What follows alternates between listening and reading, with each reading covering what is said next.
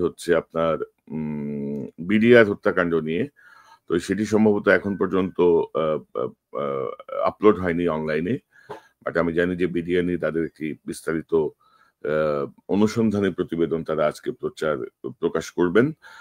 তো এটি নিয়ে হয়তো আমরা আগামীকাল হয়তো আলোচনা করার চেষ্টা করব। আজকের গতকালকের যে আমার দেশ এখন পর্যন্ত রাত ১২ টার পরে যেটি আপলোড হওয়ার কথা সেটি হয়নি। এখন পর্যন্ত যেটি দেখা যাচ্ছে যে আইএমএফ এর আসসালামু আলাইকুম প্রিয় দর্শক, স্ক্রিনে থাকা ভিডিওটা ইতিমধ্যে আপনারা দেখতে পেরেছেন। প্রিয় দর্শক, আজকের ভিডিওটা খুবই গুরুত্বপূর্ণ, খুবই ইম্পর্টেন্ট একটা ভিডিও। বাংলাদেশের নাগরিক হয়ে থাকলে ভিডিওটা আপনার জন্য খুবই ইম্পর্টেন্ট হতে যাচ্ছে। কথা না বাড়িয়ে আমরা সরাসরি স্ক্রিনে চলে যাব, আমরা ভিডিও ফুটেজটা সম্পূর্ণ দেখে আসি। দর্শক শুভেচ্ছা নিন। আসসালামু আলাইকুম। কিছু টেকনিক্যাল সমস্যা হচ্ছে, আপনাদের সবাইকে স্বাগত জানাচ্ছি। আমি কনক সারোয়ার আজকের অনুষ্ঠানে। দর্শক, আজকের খবর আমরা একটি নিয়মিত অনুষ্ঠান আমরা করতাম এই চ্যানেলে। আমরা আজকে থেকে আবারও শুরু করলাম। আশা করি প্রতিদিন অন্তত বাংলাদেশের সংবাদপত্রের উল্লেখযোগ্য যে খবরগুলো, সে খবরগুলো আপনাদের সামনে এক নজরে তুলে ধরার জন্য আমরা চেষ্টা করব। আজকের খবরে আজকে আমার অতিথি আপনাদের অত্যন্ত প্রিয় মানুষ, প্রিয় মুখ, বিশিষ্ট সাংবাদিক, লেখক, কলামিস্ট, ইঞ্জিনিয়ার জনাব মিনার রশিদ। মিনার ভাই, আপনাকে স্বাগত জানাচ্ছি আজকের অনুষ্ঠানে। আসসালামু আলাইকুম। ধন্যবাদ কনক সারোয়ার ভাই, এবং এই অনুষ্ঠান এখন যারা দেখছেন, পরবর্তীতে যারা দেখবেন, সবাইকে প্রীতি আর শুভেচ্ছা। তো মিনার ভাই, আমাদের পত্রিকার খবর, বেশ কিছু খবর আমি দেখছিলাম, বেশ কিছু গুরুত্বপূর্ণ খবর দেখছিলাম। এর মধ্যে আমার দেশের একটি গুরুত্বপূর্ণ শিরোনাম আজকে হওয়ার কথা, সেটি হচ্ছে আপনার বিডিআর হত্যাকাণ্ড নিয়ে। তো সেটি সম্ভবত এখন পর্যন্ত আপলোড হয়নি অনলাইনে।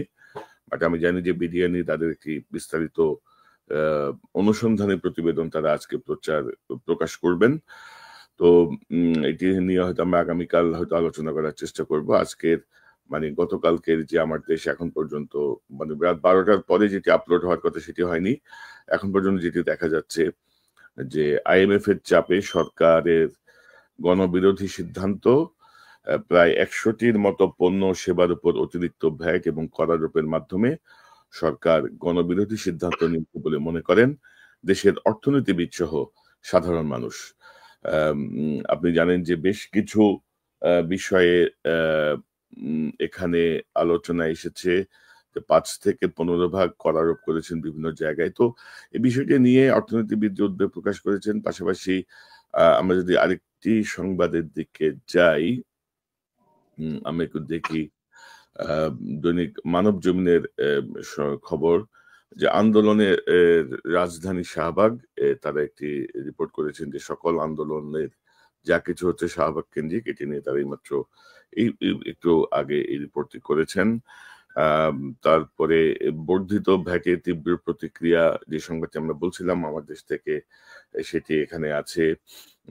পাশাপাশি একটি গুরুত্বপূর্ণ খবর হচ্ছে ডক্টর ইউনূসের ৫ মামলা বাতিলের রায়ে আইনি দুর্বলতা পায়নি আপিল বিভাগ। ডক্টর ইউনূসের যে ৫টি মামলা কার্যক্রম বাতিল করা হয়েছে, সেটি বিরুদ্ধে রাষ্ট্রপক্ষ একটি লিভ টু আপিল করেছিল। সেই আপিল বিভাগের পূর্ণাঙ্গ আদেশে প্রকাশিত হয়েছে এবং সেখানে তারা কোনো আইনি কোনো ব্যত্যয় পায়নি। আরেকটি সংবাদের দিকে আমরা যদি যাই, ট্রাম্পের আমন্ত্রণ পেলেন তারেক রহমান।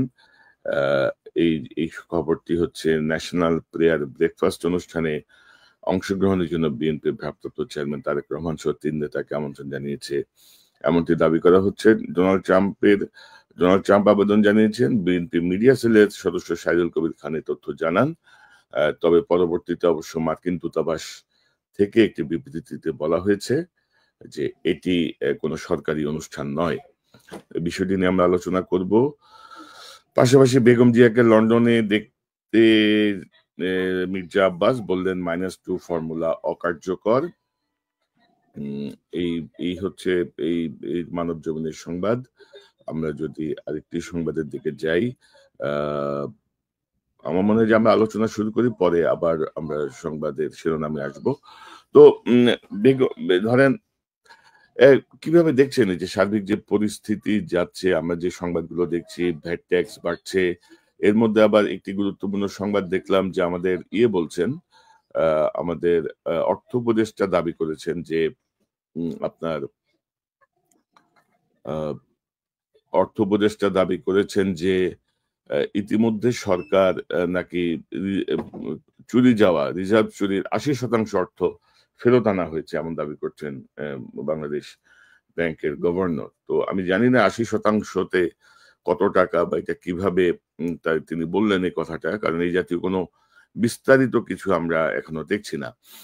তো মিনার ভাই, আমরা যদি শুরু করি যে বেগম খালেদা জিয়া উম, চিকিৎসার জন্য লন্ডনে গেছেন এবং মির্জা আব্বাস যেটি বলছিলেন ওনাকে দেখতে যে -2 এর প্রসঙ্গ কেন আসছে, আমরা দেখছি এটা ব্যাপক আলোচনা হচ্ছে, -2 -3 অনেক কিছু। তো আপনার কি মনে হয় যে সেই 111, আজকে কিন্তু আবার সেই ঐতিহাসিক 111, 11ই জানুয়ারি, আমাদের এখানে 11ই জানুয়ারি, বাংলাদেশে হয়তো 12ই জানুয়ারি হয়ে গেছে। তো কি মনে করেন আপনি সে 111 এর, এবং আপনি যদি পত্রিকাগুলো দেখেন কোথাও কিন্তু সে 111 এর কোনো সংবাদ কিন্তু নাই, কিন্তু যে 111 এর মাধ্যমে যে হাসিনার ফ্যাসিজমের সূচনা, সেটি নিয়ে কোনো সংবাদ বা পর্যালোচনা বা নায়কদের যে শাস্তি হয় নাই এই যে গণতন্ত্রহীনতার জন্য, সে প্রসঙ্গে কিছু নাই। আপনার কাছ থেকে আমরা একটু শুনি, 111 -2 সবকিছু মিলে আপনার কাছ থেকে শুনতে চাই। হ্যাঁ, ধন্যবাদ কনক সরোয়ার ভাই। আসলে আজকের এই সংবাদপত্রের মেইন হেডিং হওয়া উচিত ছিল 111 কে নিয়ে। এটা এক ধরনের সেই 111 যে শুরু হয়ে গেছে, আমরা মনে হচ্ছে কেন যেন সেই 111 এর আওতাতেই এখনো আছি। এখনো কিন্তু সেই 111 এর ভূত বা প্রেতাত্মা আমাদেরকে ছাড়ে নাই। সরকারের একটা বিরাট অংশ এখনো কিন্তু সেই 111 এ যারা ছিলেন তাদেরকে একটা বিশেষ কদর রয়েছে, কেন জানি এই কদরটা, যদিও এবং প্রত্যেকটা জিনিস এরা এখনো সেই অবস্থা থেকে আমরা বের হতে পারি না। আপনি যদি সত্যিকারে এখন মির্জা আব্বাস কথাটা কেন বললেন, এটার কোনো আসলে খুব মিনিংলেস মনে হচ্ছে। উনি কি সিমটম দেখিয়েছেন যে না, 111 এর প্রেতাত্মা? উনি বলছেন যে 111 এর -2 আর কোনো -2 ফর্মুলা অকার্যকর। তো -2 ফর্মুলা অকার্যকর, এটা তো ঘোষণা দিয়ে বলার কিছু নাই, তাই না? না না, -2 আমাদের সেটা দেখতে হবে। এখনো -111 এর অনেকেই কিন্তু সরকারি উপদেষ্টার মধ্যে রয়েছেন। হুম, হুম, হুম। ওনাদেরকে আসলে কিছুই করা যায় না। এত সমালোচনা হয়েছে, কিন্তু দেখেন তাদের কিছুই হয় না। কেউ কেউ এক জায়গা থেকে শিফট করে অন্য জায়গায় গিয়েছেন। কাজে আমরা কিভাবে উনি বলে ফেললেন, এটা উনি হয়তো আরেকটু ব্যাখ্যা দিলে ভালো হবে, কিভাবে এটা অকার্যকর হয়ে পড়েছে। মিনা ভাই, আমার পর্যবেক্ষণটা কি জানেন, যে -2 ফর্মুলা অকার্যকারিতা ঘোষণা দেওয়ার কিছু নাই। মানে তোমরা আসো, -2 করতে আসো না। মানে 111 এর পরে, এই যে 5ই আগস্টের পরে তো যে ধোলাইটা খাওয়া দরকার ছিল ক্রিমিনাল গুলো, ওরা তো খাই নাই, তো বুঝে নাই এখনো। মানুষ কিন্তু এখনো ফুঁসে আছে, এবং না, যে সেটাই তো। পুনর্বাসনের যে প্রক্রিয়া চলছে সেখানে হয়তো হুম, হুম।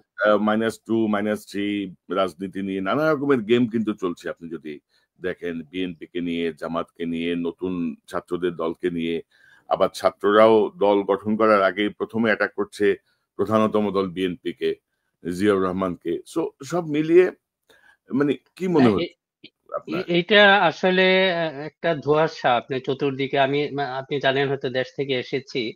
মানুষের মধ্যে এক ধরনের কি বলবেন যে একটা স্টেবিলিটি এসেছে, এটা কতদিন থাকবে এক ধরনের আতঙ্ক রয়ে আছে। এবং সেই আতঙ্ক কিন্তু অমূলক নয়। আমি যেটা দেখছি, যে যে আপনি কথাগুলি বললেন, যে তিনটা দলের মধ্যে, বিশেষ করে বিএনপি, জামাত এবং ছাত্র সমন্বয়, এদের মধ্যে যে এক ধরনের কি বলবো যে প্রতিদ্বন্দ্বিতা শুরু হয়ে গেছে। তারা ভুলে গেছে যে গত 15 বছরের যে যাদের যন্ত্রণা, সবাই কিন্তু এটা সাফার করেছে, বিএনপি করেছে, জামাতও করেছে। এখন কেন যেন সেই সেই জিনিস দুটা দলে 5 মাসের মধ্যেই ভুলে গেছে। কাজেই আপনি যে বলছেন যে এখন 111, এখন তো আমি আরো সামনে দেখছি এটা হয়তো বা -2 কেন, -3-4ও হয়ে যেতে পারে, এরকম একটা পরিস্থিতি সামনে আছে। আর আপনারা তৃপ্তির ঢেকুর তুলছেন, এমন কোনো কিছু দেখাইতে পারেন নাই যে এটা পলিটিক্যাল যে আপনার নেতৃত্ব আছে তাদের টোটাল ফেইলিউর আমি বলবো। এখন দেখেন প্রত্যেকটা জায়গায় একটা সময় আছে। এই যে যে যে পারস্পরিক যে দলগুলি আছে, ডেমোক্রেসির জন্য অবশ্যই তাদেরকে প্রতিদ্বন্দ্বিতা করতে হবে, but this is not the time. আমরা বারবার বলছি, যারা এই কথাগুলি বলছি, যে এখনই আপনারা যা শুরু করেছেন এটা বিপজ্জনক হয়ে যেতে পারে। তাদেরকে আপনার যে কোনো দিকে একটা ট্যাগ দিবে। আপনি যদি মনে করেন যে হয়তো বিএনপিকে যদি বলেন, বিএনপি ট্যাগ দিবে যে আপনি জামাতের লোক, আপনাকে জামাতি বানায় ফেলবে। জামাতও একইভাবে সেই কাজই করে। কাজে এইটা খুব এটা বিপজ্জনক একটা পরিস্থিতি। কাজে আমাদের পলিটিক্যাল নেতৃত্ব যে তৃপ্তির ঢেকুর তুলছেন, আমি এটাতে দেখি না কিছু। বরং একটা এদের যে ম্যাচুরিটি বলেন, পলিটিক্যাল ম্যাচুরিটি বলেন, এটা নিয়ে সন্দেহ হয়।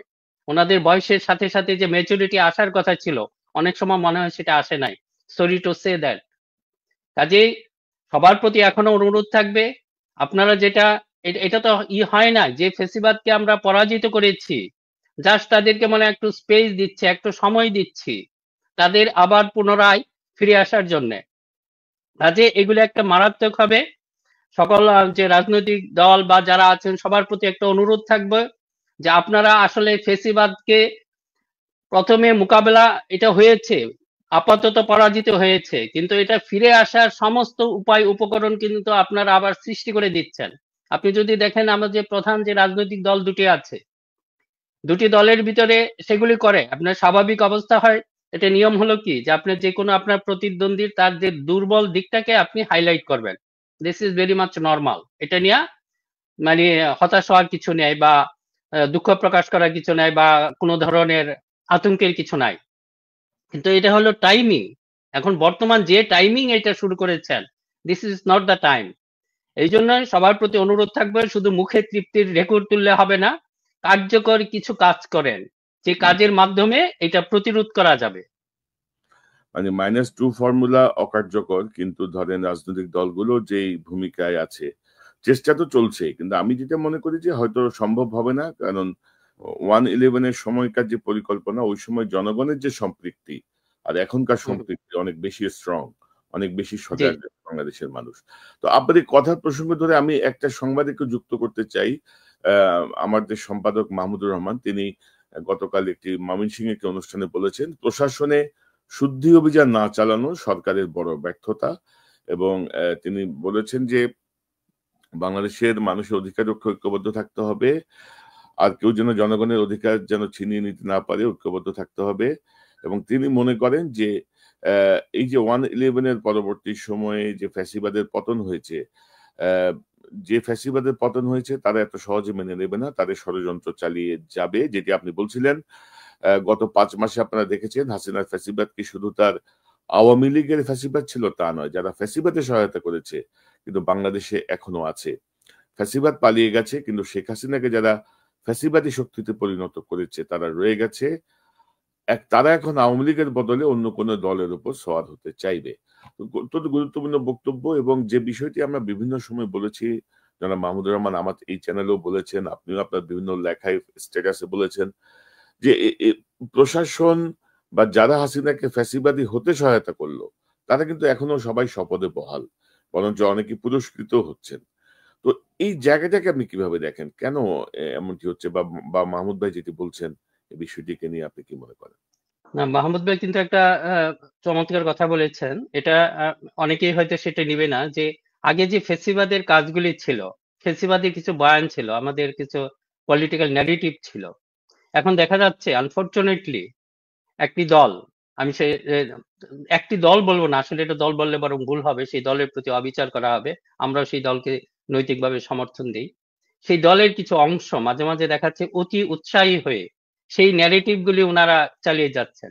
আমি এই কথাটি বলেছি এইভাবে যে আওয়ামী লীগ যে লেবু আসলে চিপে তিতা বের করে ফেলেছে, সেই একই লেবু, চেতনার সেই একই লেবু দেখা যাচ্ছে আহ, বিশেষ করে বিএনপির কিছু কিছু অতি উৎসাহী নেতা সেগুলি নিয়ে যেতে চাচ্ছেন। কিন্তু এটার যে কনসিকুয়েন্স, এটা হলো যে নিজের নাক কেটে অপরের যাত্রা ভঙ্গ করার মতো, তাই না? যে আপনি যদি মনে করেন সেই ন্যারেটিভ তো আসলে ফেইলিউর হয়েছে।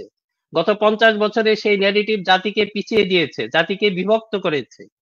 এখন সেই একই কাজ যদি এখন আপনারা করেন, সেই একই জুতায় জুতায় যদি আপনি বিএনপি পা ফেলতে চান, সেটা তো মারাত্মক হবে। সেটা তো আমরা এটা হতে দিতে পারি না।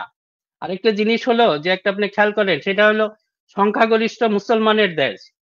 এটা আপনার খেয়াল করতে হবে। বিএনপির মতো একটা কনজারভেটিভ দল এর একটা জাতীয়তাবাদী দল, যার অবস্থান ছিল, ম্যাডাম খালেদা জিয়া সেটাকে স্পষ্টভাবে উল্লেখ করেছেন, আমরা ডানের বামে, বামের ডানে। এমন একটা অবস্থান থেকে যদি আপনি সেই দলটিকে শিফট করে ফেলেন, তাহলে কি হবে? এখানে একটা পলিটিক্যাল ভ্যাকুয়াম সৃষ্টি হবে। আপনি একটা আদর্শিক ঝুঁকিতে এই দলটাকে ফেলে দিচ্ছেন। আদর্শিক ঝুঁকি মানে কি? এখন যে কেউ বলতে পারে না বিএনপি তার জায়গায় নেই। আমি এটা অনুরোধ করবো, আমার এই কথাগুলি বা মাহমুদুর রহমান যে কথাগুলি বলছেন, আপনারা একটু ধৈর্য ধরে চিন্তা করতে চেষ্টা করুন। কারণ যদি আপনারা এই জায়গা থেকে সরে যান, দল কিন্তু একটা ঝুঁকিতে পড়ে যাবে। যে কেউ তখন হয়তো একটা আইদার দলের মধ্যে বিভক্তি সৃষ্টি হবে, কিংবা আপনারা যেটা চাচ্ছেন যে আপনাদের প্রতিদ্বন্দ্বীকে আপনারা আরো সুযোগ করে দিচ্ছেন। কিন্তু আপনি দেখেন যে এটা একটা পলিটিক্যাল একটা পার্টির হয় কি, যে আপনার লিডারশিপ রো, একটা লিডারশিপের যদি আপনি দিকগুলি দেখেন, প্লাস দ্য সাপোর্ট বেস। এখন সাপোর্ট বেসটা আপনি কোন আদর্শ ধারণ করে, আনফরচুনেটলি এখন দেখা যাচ্ছে আপনার হয়তো অনেকটা, তারপর আমাদের সেই কথাগুলি বলতে হবে যে আপনাদের পলিটিক্যাল রো আপনারা চিন্তা করেন এখন কিভাবে দেখা যাচ্ছে যে বিএনপি তো আসলে ট্রেডিশনালি এটা তার আদর্শিকভাবে জাতীয়তাবাদ মানে যে কোনো আধিপত্যবাদী শক্তির একটা হবে আর বিরোধী হবে। কিন্তু এটা কি সত্যি এটা দেখা যাচ্ছে? আপনারা দেখেন যে 4-5 জন নেতা আপনারা খুব অ্যাক্টিভ হয়ে গেছেন, বা বেশি মাত্রায় কথা বলেন, বা মূল নেতৃত্ব যাদের মনে হয়, তাদেরকে দেখে আপনাদের কিরকম লাগে? তা আমার কাছে এটা তো একটা এক ধরনের, আপনারা এটা আপনাদের এই চিন্তাধারা আসলে পরিবর্তন করুন। আপনাদের যে পলিসি যদি থাকে এটা পরিবর্তন করুন। তা না হলে শুধু দলেরই ক্ষতি হবে না, দেশেরও সমূহ ক্ষতি হয়ে পড়বে। কাজে আমি যে অনুরোধ করব, এই নেতৃত্বকে আপনারা এগুলি আবার আপনাদের চিন্তাধারাগুলি আবার নিজেরাই করেন, রিভাইজ করেন। এটা আপনাদের এইগুলি কারেকশনের জন্য, এটা আপনাদের ধ্বংস করার জন্য না, আমাদের এই পরামর্শগুলি। তো মিনা ভাই, আরেকটি সংবাদের দিকে আমরা যদি দৃষ্টি দেই, সেটি হচ্ছে হাসিনার ভাগ্নি টিউলিপ। টিউলিপ কিন্তু তার মন্ত্রিত্ব হারানোর পথে আছে, এবং টিউলিপের সম্পত্তির কর হিসাব তদন্তের আহ্বান স্টার মার্ককে চিঠি দিলেন টরি নেতা বার্গহার্ট। এবং আপনি জানেন যে টিউলিপ সিদ্দিকী শেখ রেহানার মেয়ে, এবং ধরেন যে হাসিনার যে দুর্নীতির যে অর্থ, সে অর্থের সে কিন্তু একটা, মানে কি বলবো, সুবিধাভোগী। প্রচুর টাকা পয়সা নামে বেনামে তো আছে, বাংলাদেশে বা বিভিন্ন জায়গায় তো আছেই। প্লাস লন্ডনে দেখা যাচ্ছে যে তাকে বিলাসবহুল একটি অ্যাপার্টমেন্ট তাকে এবং তার ছোট বোনকে কিনে দেওয়া হয়েছে। তো এগুলো ধরেন যেটা হয় আর কি, সরাসরি না কিনে আরেকজনকে দিয়ে উপহার হিসেবে দেয়া বা ইত্যাদি। তো মনে হচ্ছে যেন ধরেন শেখ হাসিনার এই দুর্নীতির যে চিত্র বিশ্বব্যাপী ছড়িয়ে পড়েছে, তাতে টিউলিপ তার মন্ত্রিত্ব যেমন হারাবেন, সজীব ওয়াজেদ জয়ের আমেরিকায় $300 মিলিয়ন একটি মামলা তদন্ত কিন্তু এগিয়ে চলেছে। ববি যে ফিনল্যান্ডে বসে আছে তাকে নিয়েও কিছু কাজ চলছে। অর্থাৎ পুরো বংশ শুদ্ধ আর কি, চোরের বংশ পুরা ধ্বংসের পথে আর কি। আপনি কি মনে করেন, কিভাবে দেখেন এই বিষয়টি? না, এটা তো ধরেন খুবই আমাদের জন্য আশাব্যঞ্জক একটি খবর। যদিও আমাদের এখানে খুব একটা কন্ট্রিবিউশন নাই, আমাদের এই যে গণমাধ্যম যেটা ছিল তাদের কিছু কাজ করা ছিল। আপনি দেখেন যে 5 মাসের ভিতরে গণমাধ্যমের যে রিপোর্টিং গুলি দেখেন, আসলে হওয়ার কথা ছিল, এত বড় একটা ফেসিবাদ, এত বড় একটা লুটেরা ফ্যামিলি, বিলিয়ন বিলিয়ন ডলার যারা নিয়েছে, আপনি কয়টা প্রতিবেদন দেখেছেন যেগুলি দিয়ে আসলে আপনি সাপোর্টিং ডকুমেন্ট হিসাবে কাজ করবে? আমাদের সংবাদপত্রগুলি যেন ব্যস্ত হয়ে পড়েছে অন্য কোনো কাজে, এখনো যেন তাদের সেই ফেসিবাদের মনে হয় তাদের কোনো ডিকটেশন আছে। এগুলি কেন হচ্ছে? আপনার এই এই এই কথাগুলি যদি মনে করেন আমরা আরো ব্যাপকভাবে হওয়া উচিত ছিল। শুধুমাত্র ওই যে একটা ফ্যামিলিকে মাত্র হয় কিছু বিষয়ে তাকে ধরা হয়েছে, এর বাইরেও তো আপনার দেশের বিভিন্ন দেশে কিন্তু অনেক টাকা লুট হয়েছে। এই যে আমাদের গভর্নর যে কথাটা ওটা বললেন, আমি জানি না এটা কেন ওটা বললেন। আমার তো মনে হয় প্রায় কত বিলিয়ন ডলার যেন নিয়েছে, 90% হলে ওটা কত আপনি বললেন যে 80% বোধ হয়, না 80% ফেরত নিয়ে এসেছে। আমি তো জানি কত 90। মানে 80% ফেরত, মানে তো একটা হিউজ নাম্বার অফ অ্যামাউন্ট। না না না, এই প্রশ্নটা তো করা উচিত। 93 বিলিয়ন সম্ভবত এটা পাচার হয়েছে। তা আপনি 80% হলে তো প্রায় কি 75 বিলিয়ন ডলার, সেটা কি আসলে এসেছে? তো এটা না আসলে আপনি কেন বললেন? এটা আসলে একটা ওনার জবাব দেওয়া উচিত, তাই না? এবং জবাব চাওয়া উচিত। আমাদের গণমাধ্যম বলেন বা যেভাবে হয়েছে, আপনি কি 80 বিলিয়ন ডলার কি আসলে ফেরত আনতে পেরেছেন? বা যেটা যত টাকা পাচার হয়েছে সেই অংশে, এটাতে নাকি কথার কথা, এটা তো মেঠো বক্তৃতা না। আমরা বাংলাদেশ ব্যাংকের গভর্নর এই পর্যায় থেকে তো এই কথাটা যেহেতু বলেছেন, সেটার আসলে একটা প্রমাণ দেওয়া উচিত যে এত টাকা আমরা ফেরত নিয়ে এসেছি। ওটাই এই জায়গাটা নিয়ে আসলে আমিও একটু চিন্তা করতেছি যে উনি হঠাৎ করে কেন এই কথাটা বললেন। আমার কাছেও ঠিক বিষয়টা ঠিক মানে এটা ফলো আপ হওয়া উচিত। ফলো কনক ভাই, আমার মনে হয় যে এটা খুবই ইম্পর্টেন্ট বিষয়। এটা যদি নিয়ে মানে নিয়ে আনতে পারেন, তাহলে তো এটা অবশ্যই একটা ভালো সংবাদ, এবং সেটা একটা সুস্পষ্টভাবে হওয়া উচিত। হঠাৎ করে বললেন, তারপর কোনো ফলো আপ নাই, সে টাকাগুলি কোথায় এসেছে, কিভাবে এসেছে, হয়তো কিভাবে এসেছে এটা তো বলা যাবে না, কিন্তু এসেছে সেটা তো করা যাবে, তাই না? রাইট। কারণ ধরেন যে আমি যদি সংবাদটি আপনাকে আবার যদি দেখাই যে রিজার্ভ চুরির ৮০% অর্থ ফেরত আনা হয়েছে। তিনি আনা ও হচ্ছে বা আর আনা হবে বা এরকম এইটা কিছুই বলেন নাই। উনি কিন্তু ডেফিনিট শব্দটা ডেফিনিট এটা আ আ না মেনশন করেছেন, কনক তাই না? ভাই, এটা মনে হয় যে ওই যে রিজার্ভ চুরি হয়েছিল ফিলিপিনে ব্যাংকে গিয়েছিল, হুম। সম্ভবত ওই কথাটি বলেছেন। টোটাল এর কথা কিন্তু বলেন নাই। মানে ওইটাও তো একটা বড় নাম্বার কিন্তু। তাইলে কত হ্যাঁ, টাকা? ওইটা মনে হয় ৮ কোটি ডলার, সম্ভবত ৮ কোটি ডলার। ওইটা উনি উনি ওইটার কথা বলেছেন, জি। ওইটা কিন্তু হলে হয়তো সেটাও তো করা উচিত, যেটা এসেছে। ৮ কোটি ডলার মানে ৬ কোটি ডলার এসেছে, তাই না? হ্যাঁ, তো ওইটাও তো আমরা ধরেন বিস্তারিত তো জানি না। হঠাৎ করে এরকম একটা সংবাদ তো একটু ধাক্কা দেওয়ার মতো, তাই না? মানে জি, জি। টাকাগুলো যখন আসছে, ঢুকছে, তারপরও কি করতেছে, হ্যাঁ, তারপরে এটা ফলো আপ হওয়া উচিত। এটা একটু ফলো ফলো করা আপ উচিত। হওয়া উচিত। অর্থাৎ কোনো হুম। মেঠো বক্তৃতা না বা মনোভুলানো কোনো কথা আমরা শুনতে চাই না। আমরা একদম ডেফিনিট যে ঘটনাটি না, এইটার সাথে কনক ভাই, যে আরেকটা জিনিস হয়েছে, শুধু রিজার্ভ চুরি না, এই যে টাকাগুলি পাচার হয়েছে, এটা তো মনে হয় যে একটু যদি অ্যাকশন নেওয়া যায়, এগুলি ফেরত আনা সম্ভব, একটা বড় অংশ। বিশেষ করে যে আপনার অনেকেই বাংলাদেশে যারা ধরা পড়েছেন, যে বড় বড় ক্রিমিনাল যে কয়জন আছেন, তাদের কাছ থেকেও কিছুটা হয়তো ফেরত আনা যাওয়া, বাকি যারা আছেন এইসব ব্যাপারে কোনো অ্যাকশন নেওয়া হচ্ছে না। আমরা সবাই জানি কারা এটার মূল, এই কারা, অলিগার গুলি কারা। কারণ তাদেরকে ধরলেও তো এই টাকাগুলি কিছু অংশ ফেরত আনা সম্ভব হইতো। এটা তো জনগণের টাকা, এবং এটা তো স্পষ্ট কোনো লক্ষণ দেখা যাচ্ছে না যে ওনারা কোনো কাজ করছেন। শুধু মেঠো বক্তৃতা বা মুখে মুখে কিছু কথা যা শুনতে পাচ্ছি, লিপ সার্ভিস শুধু। এইটাই। তো আমি দেখি সরকারের তো ৬ মাস হয়ে আসছে। ৬ মাস পরে সরকারের প্রত্যেকটা ব্যক্তি প্রত্যেকটা জায়গা নিয়ে ইনশাআল্লাহ আমাদের কাছে অনেক তথ্য আসছে। আমরা দেখতে চাচ্ছি যে সরকার আসলে মানে সংশোধন হয় কিনা, সঠিক পথে আসে কিনা আরকি। মানে আমাদেরকে নিয়ে তো এমনিতেই সরকারের মধ্যে নানা শুনতে পাচ্ছি। অস্বস্তি নাকি আছে। তো আমরা দেখতে চাচ্ছি। কিন্তু ৬ মাস পর্যন্ত দেখা হবে। এরপরে তো আসলে ৬ মাস হিসেব মানে কি বলবো? একটা অনেক বড় সময়, অনেক, অনেক সময়। এরকম একটা বিপ্লবের মাধ্যমে এই যে সরকার প্রতিষ্ঠিত হয়েছে। তো এখন আপনি যদি হাত মস্ক করার জন্য ক্ষমতায় বসে থাকেন, আর একটার পর একটা আকাম করতে থাকেন, এটা ছেড়ে দেওয়ার কোনো কারণ নাই আরকি আপনাদেরকে। তারপরেও তো মানে না পারতে গেলে কয়েকটা বিষয় সামনে আনি, ওটাতেই তো সহ্য হয় না এদের। তো ৬ মাস পরে দেখবেন ইনশাআল্লাহ কোন দিকে যায় আরকি পরিস্থিতি। কে কি করতেছে সবই আমরা জানি। তো একটি যে বিষয়টা আমরা বলছিলাম যে জনাব বিএনপির পক্ষ থেকে বলা হচ্ছে অ্যা অ্যা একটি ব্রেকফাস্টের তার ট্রাম দাওয়াত দিয়েছেন। কিন্তু আনফরচুনেটলি এটি বিএনপির মিডিয়া উইং থেকে বলেছে।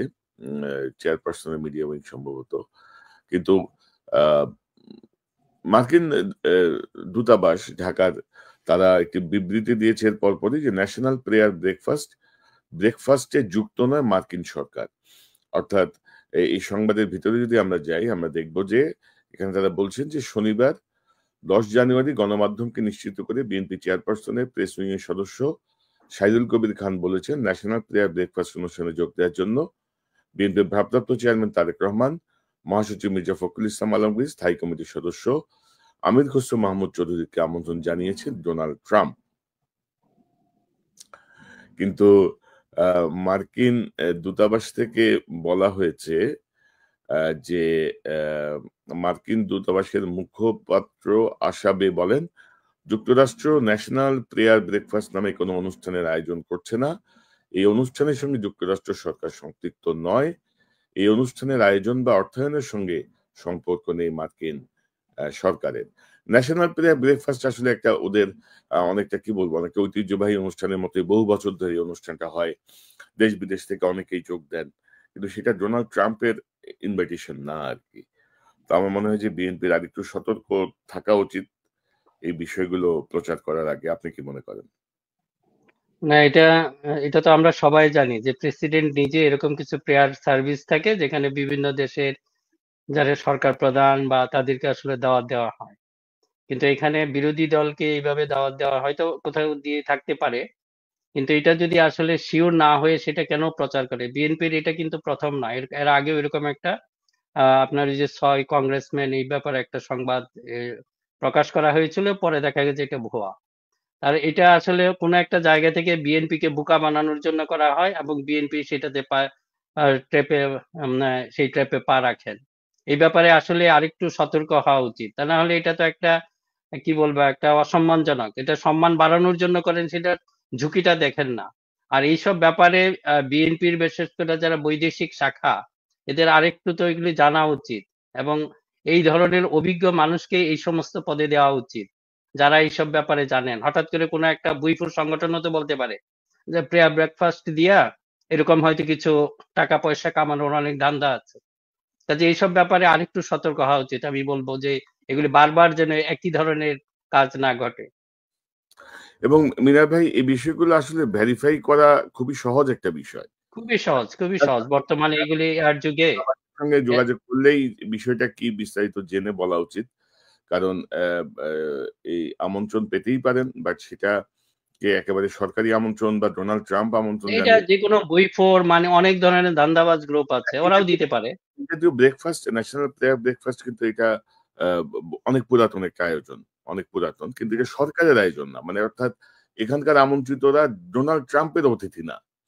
ডোনাল্ড ট্রাম্প আমন্ত্রণ জানায়নি। মানে এটার আয়োজক কমিটি আমন্ত্রণ জানাইছে বা এটা সরকারি কোনো অনুষ্ঠান না। যাই হোক, আমার মনে হয় সতর্কতা প্রয়োজন।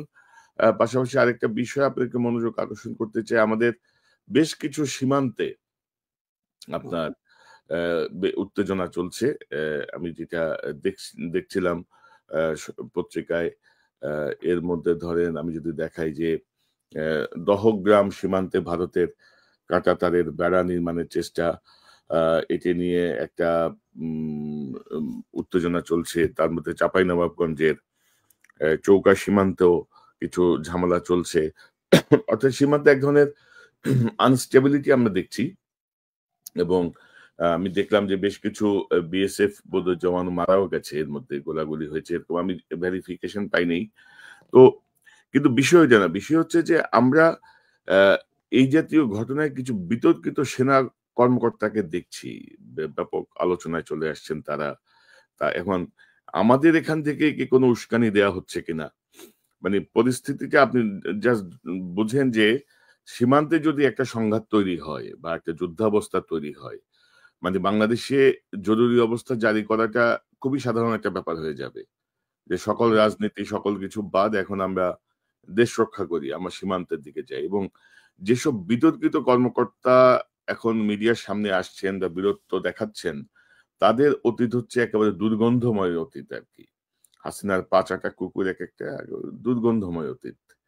তারা এখন দেখা যাচ্ছে বিশাল দেশপ্রেমিক হয়ে সীমান্তে কিন্তু ব্যাপক দৌড়ঝাঁপ করছেন। এই বিষয়টি নিয়ে হয়তো আমি আজকে রাতেই বা আগামীকাল হয়তো একটা অনুষ্ঠান করব। তো আমার মনে হয় যে সীমান্তের জায়গাটায় সরকারের একটু মনোযোগ দেওয়া উচিত বা আমাদের কি করা উচিত? মানে অর্থাৎ সীমান্তের এই উত্তেজনাটায় আমরা আমরা কিন্তু এখনো কার্যকর পদক্ষেপ দেখছি না। যেমন আ স্বরাষ্ট্র উপদেষ্টা বলেছেন যে সীমান্তে আমরা পিঠ দেখাবো না। পিঠ হুম, দেখাবো হুম। না বলার পরেও কিন্তু ৭-৮ জন মেরে ফেলছে গত ৬ মাসে। প্রায় ৬ মাসে। তো কনক ভাই, হ্যাঁ, এইটা দেখেন, এটা খুব কেয়ারফুলি আমাদের নেওয়া উচিত। যে কথাটা আপনি বললেন, সরকারের ভিতরে এখনো কিছু সেই ফেসিবাদের যে কিছু দূষর এখনো রয়ে গেছে। এদেরকে কোনো অবস্থাতেই বিশ্বাস করা ঠিক হবে না। আমি জানি না কেন এখন পর্যন্ত এদেরকে এখান থেকে রিমুভ করা সম্ভব হয় না। এখন সরকারের কাছে যে সবচেয়ে একটা বড় প্রশ্ন দেখা দিয়েছে, আপনারা সংস্কারের কথা বলেন, যেটা মূল সংস্কার। আপনি দেখেন যে আপনার হয়তো স্মরণ আছে যে বিচারপতি লতিফুর রহমানের সরকার, যে তত্ত্বাবধায়ক সরকার উনি এসেছিলেন, কয়েকদিনের মধ্যে যে কাজগুলি করেছিলেন, আপনারা তো ৬ মাসে সেটা করতে পারেন নাই। তাহলে আপনারা কিসের সংস্কার করবেন? জাস্ট খালি আপনারা টাইম কিল করছেন বা নরম গদি সেটা উপভোগ করছেন? আপনাদের তো কোনো কাজই তো দেখা যায় না। তো ৬ মাসের ভিতরে আপনারা উনি আমার মনে হয় লতিফুর রহমান মানে হচ্ছে 6 ঘন্টা বা 12 ঘন্টার ভিতরে এই কাজগুলি করেছিলেন। উনি যা 6 ঘন্টা করেছিলেন আপনারা তো 6 মাসে করতে পারেন না। কাজে আপনাদের সংস্কার তো আসলে প্রশ্নবিদ্ধ হয়ে পড়েছে।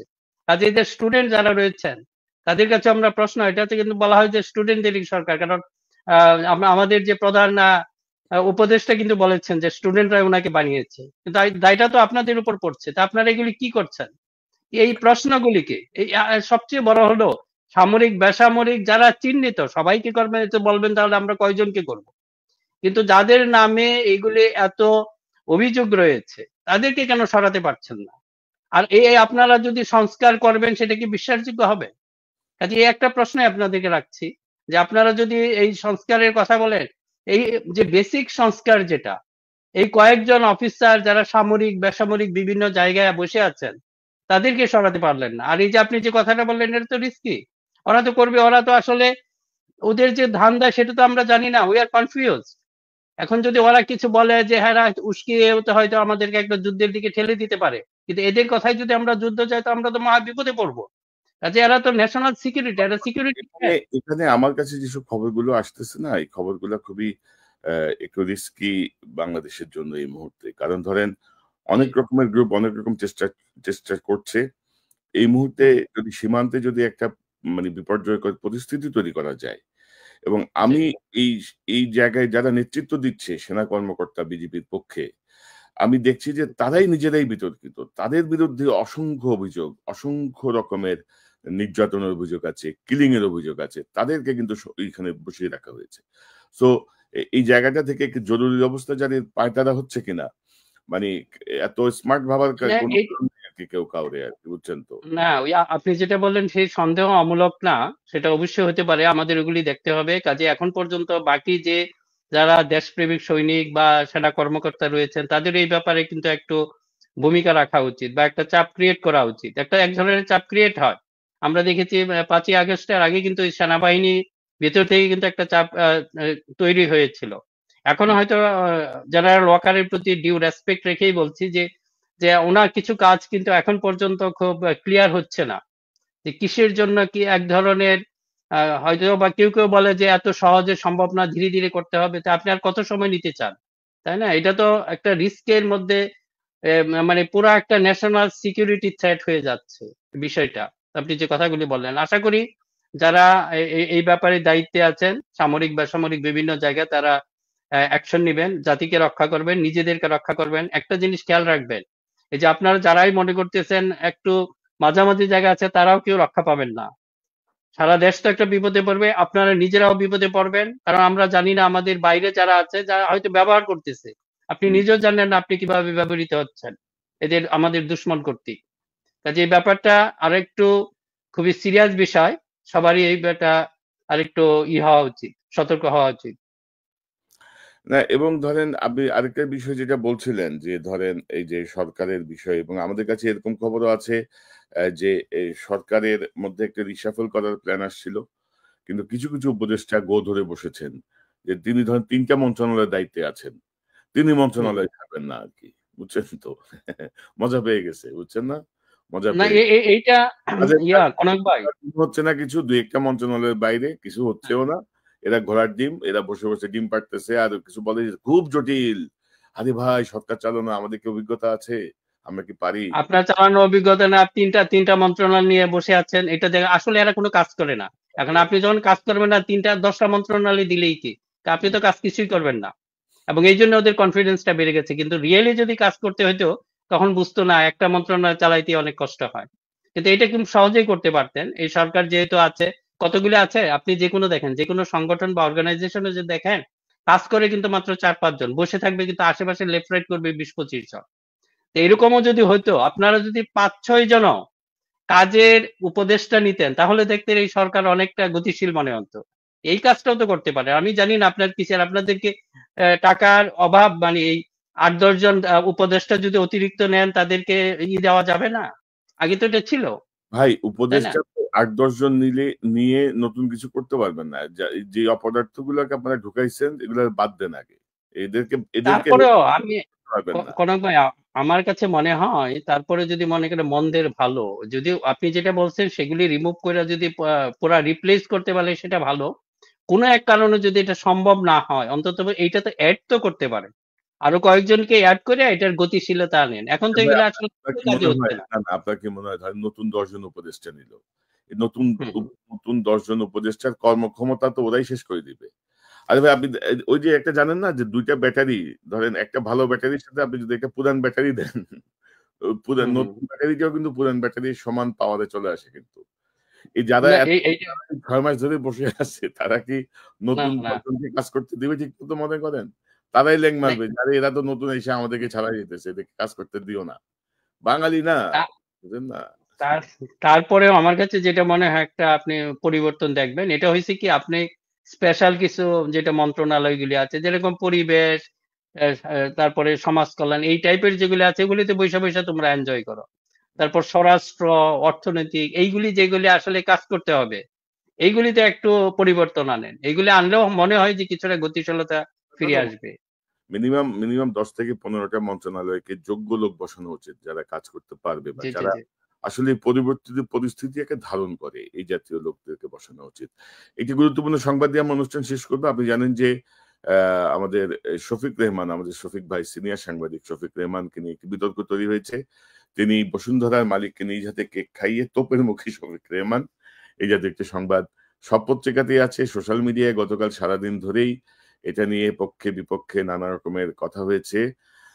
বসুন্ধরা গ্রুপের মালিকানাধীন কালের কণ্ঠের প্রতিষ্ঠা বার্ষিকীতে তিনি অতিথি হিসেবে যান এবং তিনি তাকে কেক খাইয়ে দিয়ে শুভেচ্ছা জানান এবং ভূয়সী প্রশংসা করেন তিনি। এই প্রবীণ সাংবাদিক ৯০ ঊর্ধ্ব আমাদের প্রবীণতম সাংবাদিক জনাব শফিক রেহমান। আপনি শফিক রেহমানের খুব ঘনিষ্ঠ। আপনি যাই দিনে নিয়মিত লিখেছেন, আপনি তাকে চেনেন। হঠাৎ করে এর কারণ কি মনে করেন আপনি? কেন এটা হলো? এটা আপনি কিভাবে দেখছেন?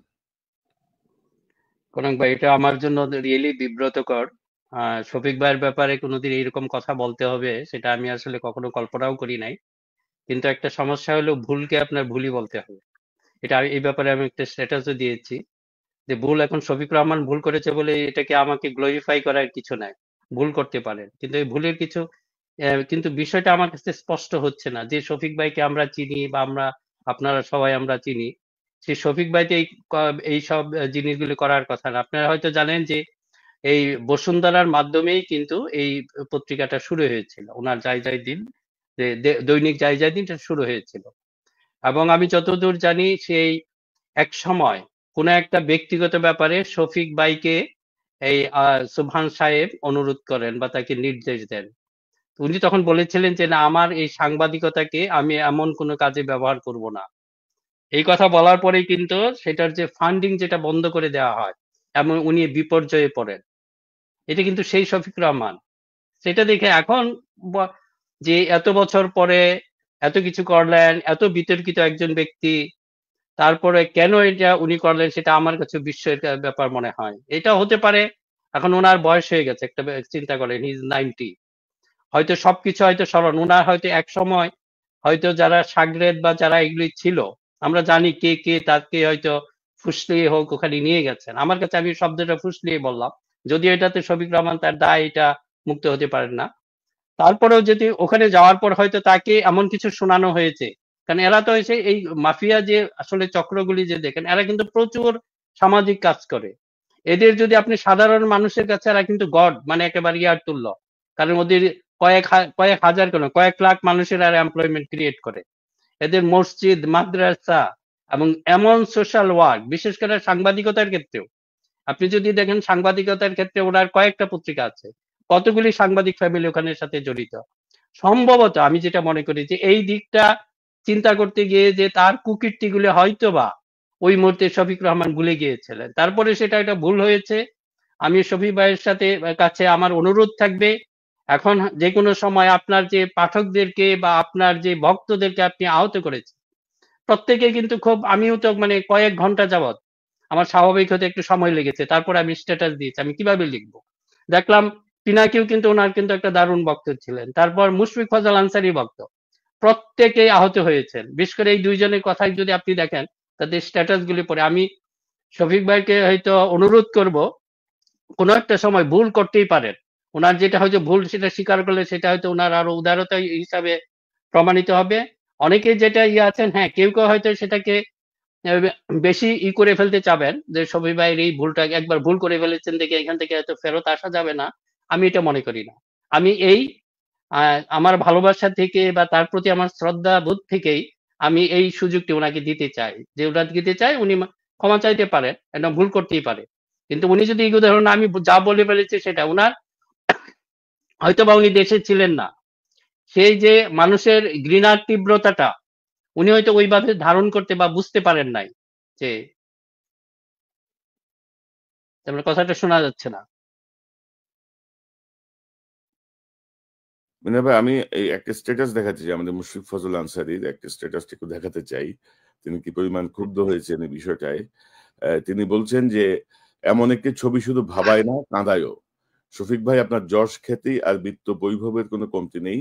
আনন্দ বেদনার কত গল্পই না আপনি অকপটে আমাদের সঙ্গে ভাগ করেছেন। আমি নিশ্চিত নই কোন মতলববাজরা আপনার কাঁধে চড়ে এই নব্বই-ঊর্ধ্ব বয়সে এমন লোভাতুর পথে আপনাকে ঠেলে দিল। হাজারো তাজা প্রাণকে বুলেটে ঝাঁঝরা করে দেয়ার প্ররোচনাকারীদের নিকট এই সমর্পণ বড় কষ্টের, শফিক ভাই।" অর্থাৎ একটু আবেগতাড়িত বোঝাই যায়, এবং এই বিষয়টা কিন্তু সবাইকে টাচ করেছে। এবং আপনি যেটি বলছেন বা মুশফিক ভাই যেটি বলছেন, যে আমরা জানি যে ওই যে কাদের গনি চৌধুরী ইডি হয়েছেন, যিনি বিএনপি রাজনীতির সঙ্গে যুক্ত, প্লাস লন্ডন কেন্দ্রিক এক সাংবাদিক, তিনি দেশে যে আস্তানা করার চেষ্টা করছেন। যে ছোট করে কনক কাদের ভাই, এখানে একটা কাদের গনিকে কিন্তু এখান থেকে সাসপেন্ড করা হয়েছে আমি যতদূর জানি, বিএনপি থেকে, এই কারণেই। বিএনপি মিডিয়া কমিটি থেকে সাসপেন্ড করা হয়েছে। তিনি অবশ্য নাগরিক, আচ্ছা, আচ্ছা। পেশাজীবী অনেক, অর্থাৎ বিএনপি রাজনীতির সঙ্গে যুক্ত। অর্থাৎ তারা কোনোভাবে শফিক ভাইকে এনেছেন। বাট বসুন্ধরা বা কালের কণ্ঠ যদি মনে করে যে শফিক রেহমান সাহেবকে এনে কিন্তু তাদেরও কিন্তু ক্ষতি হলো কিন্তু। মানে তারা যেই গেইনটা করবে ভাবছিল, এখন দেখা যাচ্ছে যে তাদের অতীত সকল সংবাদ থেকে শুরু করে তাদের হুম, হুম, হুম। অতীতে আসলে কি, কি ভূমিকায় তারা ছিল। যেমন ধরেন, আমি আপনার সঙ্গে আলোচনার শুরু হওয়ার আগে বলছিলাম যে, একটা সময় ২০০৯ সাল পর্যন্ত নির্বাচনের আগে বা বিভিন্ন সময়ে আওয়ামী লীগ থেকে বিএনপিতে যোগ দিয়েছে, বিএনপি থেকে জামাতে গেছে, জামাত থেকে আওয়ামী লীগে আসছে। এরকম দলবদল, মানে বিশাল সমারোহ আয়োজন করে কিন্তু যোগদান পার্টি হয়েছে। কিন্তু এবারের পরিস্থিতিটা সম্পূর্ণ ভিন্ন। কারণ এবার যে ফ্যাসিবাদী যে শাসন, যে গুম, হত্যা, এরপরে আমরা আওয়ামী লীগ থেকে কাউকে অ্যালাউ করব না অন্য কোনো দলে। বা আওয়ামী লীগের সঙ্গে যারা যুক্ত ছিল বিভিন্ন পর্যায়ে, তাদেরকেও আমরা অ্যালাউ করব না। তারা যত মিঠা, মিঠা কথাই বলুক। তাদেরকে ক্ষমা চাইতে হবে প্রপারলি, তাদেরকে ক্ষতিপূরণ দিতে হবে, ক্ষমা চাইতে হবে। তারপরে যদি আমরা বিবেচনা করি বা দেশের মানুষ যদি বিবেচনা করে, আমরা তো কিছু না। তো সেই না, জায়গাটা আসলে সকল আপত্তি। আপনার মন্তব্য, না, জি। এইটাই সিঙ্কিং শিপ যদি থাকে ওইটার মধ্যে হয় কি, আপনার যারা অন্য সুস্থ আছেন বা যে মনে করেন লাইফ বোট বা লাইফ রাফটের মতো কিছু জিনিস আছে, যখন জাহাজ ডুবে যায় ওইটাকে আপনাকে কাট করে দিতে হবে। যদি কাট করতে ভুলে যান তাহলে জাহাজের সাথে সাথে ওইটাও ডুববে। রাইট। এখন এই যে মানে সুবহান সাহেবরা এরা হয়তো সিঙ্কিং শিপ। শফিক রহমানের মতো এত শক্তিধর মানুষ, হুম, সোশ্যালি যাকে বিভিন্ন ভাবে খেয়াল করেন, আমাদের শ্রদ্ধাটার লেভেলটা কোন পর্যায়ে ছিল, উনাকেও কিন্তু ক্ষমা করে নাই। বিশেষ করে উনার যে সবচেয়ে ভক্ত, আপনি বিশেষ করে পিনাকি, হুম, মুশফিক ফজল আনসারী, আমরা আমরা তো একই ধরনের শফিক ভাইয়ের প্রতি শ্রদ্ধা পোষণ করি। আমাদেরই যদি কেউ কিন্তু ক্ষমা করে নাই। পিনাকি তো আরো কঠিন ভাবে বলছে বা শফিক ভাইয়ের বিদায় দিয়ে দিয়েছেন যে আপনার সাথে আর দেখা হবে না। কত অভিমান দেখেন। এইটা যদি শফিক ভাইয়ের ক্ষেত্রে হয় এবং বিএনপি সহ অন্যান্য রাজনৈতিক দলকে, আমি আবার বলছি আমাদেরকে ভুল বুঝছেন, আপনাদেরকে আমরা ওয়ার্নিং দিচ্ছি, সতর্ক করছি, কারেকশনের জন্য বলছি। আপনারা যদি সেই ওদের যে চেতনা নেরেটিভ গুলি যদি আপনারা আবার করতে চান, আপনারাও সিঙ্কিং এ হবেন, আপনারা ভাসবেন না, ওদেরকে ভাসাইতে পারবেন না। এই আওয়ামী লীগকে কেউ ভাসাতে পারবেন না। বরং এটাকে আপনারা বিচ্ছিন্ন করতে হবে। সেটা আপনি বিএনপি হন, শফিক রহমানের এটা কিন্তু একটা এক্সাম্পল। আমি বলবো শফিক ভাই যেভাবে ভুলভাবে হয়তো একটা এক্সাম্পল ক্রিয়েট করেছেন, মানুষকে দেখিয়ে দিয়েছেন, কাউকেই ক্ষমা করা হবে না। সেটা আপনি বিএনপি হন, সেটা আপনি যদি আরো বড় হন, এমনকি বিএনপির যদি জিয়া ফ্যামিলির প্রতি আমাদের একটা চরম শ্রদ্ধা আছে। এখন পর্যন্ত দেখেন আমরা অনেকের ব্যাপারে সমালোচনা করি, জিয়া ফ্যামিলিকে ব্যাপারে কেউ কোনো সমালোচনা করে না, কিন্তু সেই জিয়া ফ্যামিলিকে হয়তো স্পেয়ার করবে না। আমি এটা বলে দিলাম। যদি মানুষের এই পর্যায়ে যদি বুঝতে পারে, এখন পর্যন্ত জানে বিএনপির নিচের লেভেলে যাই বলুক, জিয়া ফ্যামিলির বক্তব্য সেটা আমরাও ফিল করেছি, আমরা যারা পার্সোনাল লেভেলে কিছু যোগাযোগ করি। আপনার সাথে আমি গতকাল হয়তো এই মুহূর্তে বলবো না, কিন্তু তারা সেটা ধারণ করে। এই যে আমি বললাম যে ধরেন বিএনপিতে ধরেন তারেক রহমান সাহেবের যে চিন্তা বা উনি যেভাবে বক্তব্য দিচ্ছেন, জি ওনার বক্তব্যের সঙ্গে কন্ট্রাডিক্টরি বহু বক্তব্য মাঠে কিন্তু তার দলের গুরুত্বপূর্ণ ব্যক্তিরা বলেছেন, জি জি মানে হ্যাঁ, দিচ্ছেন। তো আমরা কিন্তু সেটাকে অতটা গুরুত্ব দিচ্ছি না, কারণ তারেক রহমান সাহেবের কাছ থেকে আমরা এই জাতীয় কোনো ইঙ্গিতও পাচ্ছি না, এখনো পাইনি। বক্তব্যও পাচ্ছি না। হ্যাঁ, মানুষ এখনো মানুষের আস্থার জায়গাটা নষ্ট হয় নাই, নষ্ট আমি হয়। এটাই বলবো। এবং বিএনপির যে মিড লেভেল বা যে কোনো লেভেল থেকে আপনারা যে কাজগুলি করছেন, আপনাদের সেটা পুনর্বিবেচনার আবেদন জানাচ্ছি আমি। মানে কি সুন্দর ভাষায় বলছি, কারণ এটা শফিক রহমানের এটা এক্সাম্পল। আপনাদের কাউকেই ছাড়া হবে না। আপনারা যদি ভাবছেন, দেখেন আপনাদের প্রত্যেকের কাছ থেকে যে মাইনাস বিএনপি, আমার মনে হয় না যে খুব একটা আপনাদের প্রভাব থাকবে প্রত্যেকের ইয়ে থেকে। যদি কাজেই সেটা সবাইকে এটা একটা অ্যালার্ট করা, যে আপনারা যেটাই করছেন, যে ন্যারেটিভ গুলি আবার নিয়ে আসতে যাচ্ছেন। এই যে মাহমুদুর রহমান বলছে বলে ওনাকে আপনারা ঠেলে দিচ্ছেন জামাতের দিকে, কিন্তু উনি জামাতের না, এটা ভালোভাবেই জানেন, আপনারা নিজেরাও জানেন। কিন্তু দেখা যাচ্ছে মাহমুদুর রহমানকে বলে এই যে আমিও কিছু কথা বলে আমাকেও সেম কথা বলা, না এইগুলি তো আপনাদেরকে, এটা তো মারাত্মক। তাহলে কেউ বলবে না। আরেকটা কনক ভাই, একটা কথা হয়তো এটা বলতে হবে। এই যে দেখেন, আগের সময় আমরা যে কোনো একটা সমাজের মধ্যে কিছু ব্যক্তি থাকে, কিছু প্রতিষ্ঠান থাকে, যখন ন্যাশনাল ক্রাইসিসে এরা সুপারিশে বিভিন্ন যে গ্রুপগুলো আছে স্টেক হোল্ডারদের মধ্যে তারা এক ধরনের সমঝোতা বা একটা মিলামিশা এটা করে দিতে পারেন। কিন্তু আমাদের জায়গা আগে ছিল যে বিএনপি আওয়ামী লীগের মধ্যে এরকম কোনো ব্যক্তিত্ব আমরা দেখি নাই যারা সেই সমস্যাগুলি সমাধান করতে পারে। যে ধরনের বিবেক ছিল, এরা মতলববাজ, এরা দেখা যাচ্ছে আওয়ামী লীগের দিকে বেশি কথা বলতে, কেউ এদেরকে বিশ্বাস করতো না। কাজে এমন কোন পার্সোনালিটি গ্রো হয় নাই। এখন একটা পরবর্তীতে 5ই আগস্টের পর একটা পরিবর্তিত অবস্থা এসেছে। আপনাদের প্রতি অনুরোধ রাখবো, কিছু সংখ্যক মানুষকে আপনারা রাখেন, সেটা মাহমুদুর রহমান হোক বা শফিক রহমান, যাই হোক, উনি একটু বেকায়দা অবস্থায় আছেন। এই ধরনের কিছু মানুষ আমাদেরকে রাখতে হবে। এই মিনা ভাই, আমি ওই বেকায়দাও দেখি না, কারণ শফিক ভাই ধরেন এতদিনের যে অর্জন বা বাংলাদেশের জি সাংবাদিকতার যে আধুনিকতা বা বাংলাদেশের লেখক হুম, তৈরির যেই চেষ্টা তিনি চালিয়েছেন এবং যে পরিমাণ লেখক তিনি তৈরি করেছেন উৎসাহ দিয়ে লেখা ছাপিয়ে, এক্স্যাক্টলি, বিশেষ করে মানে ওই যে ইনভেস্টিগেটিভ সময়টায় ধরেন, জার্নালিজম বলেন, হ্যাঁ হ্যাঁ না, যেই সময়টা ধরেন নতুন লেখক তৈরির ব্যাপারটা কেউ ভাবেই নাই, উনি ভেবেছেন।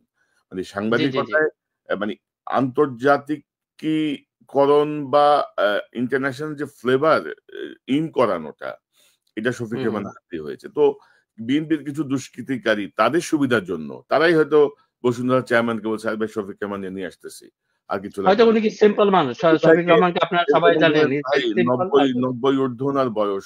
উনি অনেক কিছুই ভুলে যান। অনেক কিছু উনার স্মৃতিতে থাকে না। এটা আমি জানি। ব্যক্তিগত আমার সঙ্গে তো উনার ৯২-৯৩ হুম, সাল থেকে যোগাযোগ। খুবই কয়েকদিন আগে যে আমেরিকায় এসেছিলেন তখনও দীর্ঘ আলাপ হয়েছে। কিন্তু আমি তো যে শফিক ভাইকে আমি ধরেন আজ থেকে আরো ২০ বছর আগে দেখছি, সেই শফিক ভাই কিন্তু এখন না। মানে এটা শারীরিক একটা বয়সের তো না একটা প্রভাব পড়বেই।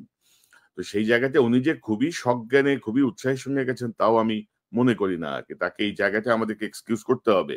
তার এই হুম, সীমাবদ্ধতাগুলো। যে বয়সজনিত যে ডিমেনশিয়া বা যে বিষয়গুলো, এগুলো আপনাকে ওভারলুক করতে হবে। বাট আপনি যেটি বলছিলেন সুবিধাবাদীরা আরকি। হ্যাঁ, সুবিধাবাদীরা না মানে রফিক রেহমানের কাঁধে বন্দুক রেখে যারা স্বীকার করতে চাইল। না, এটি এদেরও বিচার, এদেরও somehow they will be identified, আমার কাছে যে যেটা মনে হয়। আর কনক ভাই, আমি যে কথাটা বলছিলাম যে আমাদের জাতীয় পর্যায়ে এই ধরনের কিছু ব্যক্তিত্ব রাখা দরকার, বিশেষ করে অবশ্যই 5ই আগস্টের পরে, যাদের কথা হয়তো বিএনপি শুনবে, জামাত শুনবে, ছাত্র সমন্বয়করা শুনবে। কারণ এরকম যদি কিছু থাকে তাহলেই কিন্তু এটা আপনার থাকবেই। বিভিন্ন রাজনৈতিক দল আপনি যেটাই বলেন, তারা তো আসলে একজন আরেকজনের মুখোমুখি। এখন বিএনপি জামাতকে আপনি যতই বলেন, আমি এই জন্য খুব একটা মাথা ঘামাই না। তারা যখন এই যে ছোটখাটো ঝগড়াঝাটি এটা শুরু হয়, সেটা করতে দেন।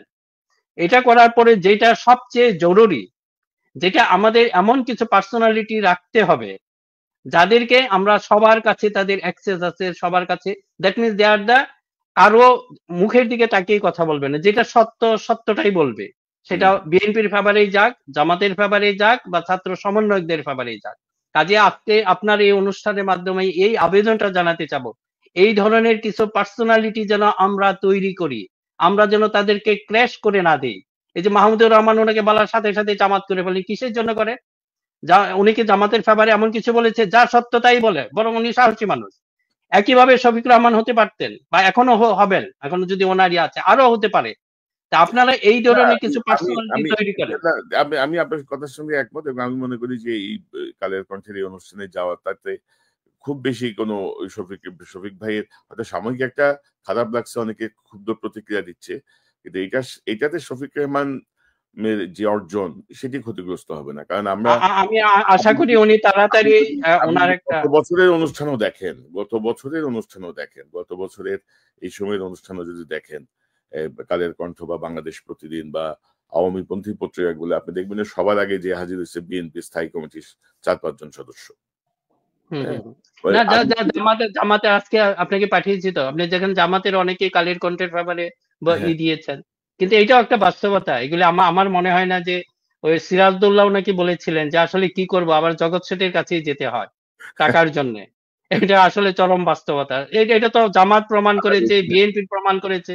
তা আমরা অহেতুক এই বেচারা শফিক রহমানকে আপনারা কেন এই কষ্ট দেবেন বুড়ো বয়সে? বেচারাকে অন্তত একটা অ্যাপোলজির সুযোগ দেন। না, আমি আর এটাই এই বলবো আর কি। জামাতের যে ভূমিকা দেখছি না, ওই যে ইয়ের একটা কবিতা আছে, হুমায়ুন আজাদের একটা কবিতা আছে, হুমায়ুন আজাদের কবিতার মধ্যে আছে যে মেয়েরা খুব সাবধানে ভুল জায়গায় পা ফেলে, আর জামাত ইসলামও খুব সাবধানে ভুল পদক্ষেপ নেয় আর কি। এবং আমি জানি না যে ৫ই আগস্ট পরবর্তী তাদের বিভিন্ন সময় যে বক্তব্য, তাতে হুম, হুম। আসলে আমি মিলাতে পারছি না আর কি সূত্রগুলা আর কি, মানে কোনটা কি, কি করিলে কেন, কোনটা কি ঠিক বুঝতে পারছি না।